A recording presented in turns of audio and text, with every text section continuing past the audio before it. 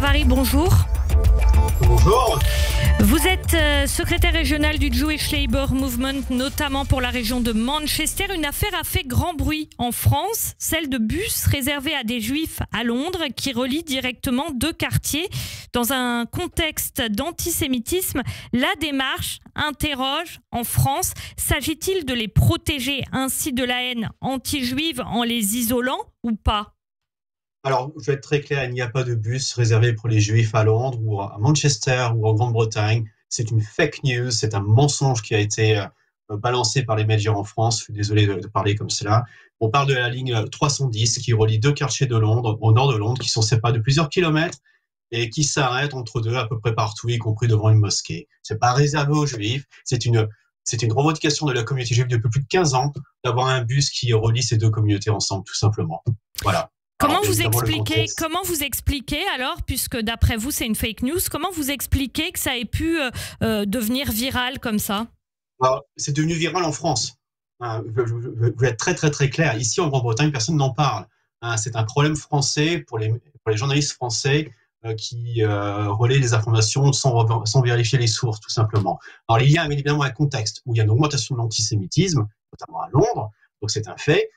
Et il y a aussi malheureusement, j'ai trouvé un article de la BBC à Londres dont le titre n'a rien à voir avec l'article en lui-même, qui sous-entend que les Juifs ont un bus réservé pour eux-mêmes, tout simplement à Londres. Voilà.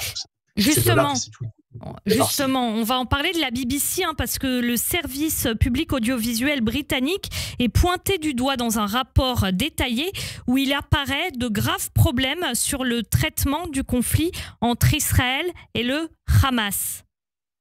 Alors, le problème de la BBC, c'est pas nouveau. Ils ont d'autres problèmes également, mais quand ils parlent du Hamas, déjà, ils ne considèrent pas le Hamas comme une organisation terroriste, mais comme une organisation militante. Donc, quand vous faites ça, ça veut dire que vous pouvez interviewer n'importe qui est membre du Hamas et prendre pour argent comptant ce qu'il raconte. Et après, ce que l'on remarque, c'est qu'à partir du moment où vous faites cela, effectivement, tout ce qui arrive entre Israël et le Hamas, c'est traité plus ou moins de la même manière. C'est-à-dire quand vous avez une attaque de l'armée israélienne qui est contre des membres du Hamas, des terroristes du Hamas, c'est considéré comme plus ou moins la même manière que quand le Hamas attaque des civils israéliens. Donc c'est là le fond du problème. Ulrich Stéphane Savary, ce problème, est-ce que en dehors du public juif en Grande-Bretagne, c'est un problème qui est conscientisé globalement? Ça veut dire les gens ils en ont conscience? Il y a des plaintes auprès de la BBC ou alors pas du tout? Alors, il y a des plaintes, mais vous savez, le problème de la BBC, il est très complexe parce que c'est pas uniquement dans son traitement de l'information entre Israël et le Hamas. Il y a eu des tas d'affaires qui ont secoué la BBC depuis ces dernières années. Que ce soit des pédophiles qui travaillent pour la BBC, etc. Donc malheureusement, oui, il y a énormément de plaintes, mais il n'y a pas forcément beaucoup d'actions de la part de la BBC par rapport à cela. Ulrich Stéphane Savary, ce qui est dit à la BBC, ce problème donc concernant le traitement de l'information concernant le conflit Israël-Hamas, d'après vous, ça peut générer ou c'est générateur d'antisémitisme en Grande-Bretagne ?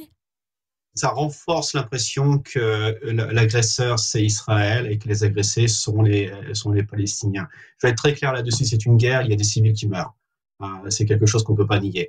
Mais néanmoins, la grande différence, c'est qu'Israël se défend et attaque, en grande majorité, des membres du Hamas qui sont des terroristes dont le seul objectif est d'écraser Israël, de tuer tous les Juifs qu'ils peuvent rencontrer.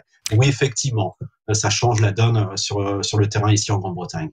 Ulrich Stéphane Savary, justement sur le terrain en Grande-Bretagne, on a vu d'énormes manifestations, notamment des manifestations islamistes. Là, il y a quelques jours, il y a un islamiste qui a harangué la foule, notamment des membres de LFI, pour appeler à l'intifada en France. Ces images, elles nous rappellent celles de la Grande-Bretagne. Est-ce qu'elles ont encore cours en Grande-Bretagne rapidement ? Alors, il y a plus ces grandes manifestations telles qu'on a vues ces derniers mois, tout simplement parce que le public est passé à autre chose. Mais il y a encore toujours des petits rassemblements. Ils n'ont pas la même portée aujourd'hui parce qu'effectivement, on ne parle plus que quelques centaines de personnes, tout simplement, non plus plusieurs milliers. Je suis beaucoup plus inquiet personnellement avec ce qui se passe en France, où le problème est récurrent et continue mois après mois. Et là, on parle évidemment de politiciens, de gens qui sont élus, qui siègent à l'Assemblée nationale ou au Parlement européen. Merci beaucoup Ulrich Stéphane Savary, secrétaire régional du Jewish Labour Movement pour la région de Manchester notamment. Merci beaucoup. Merci. De rien. Au revoir. Au revoir.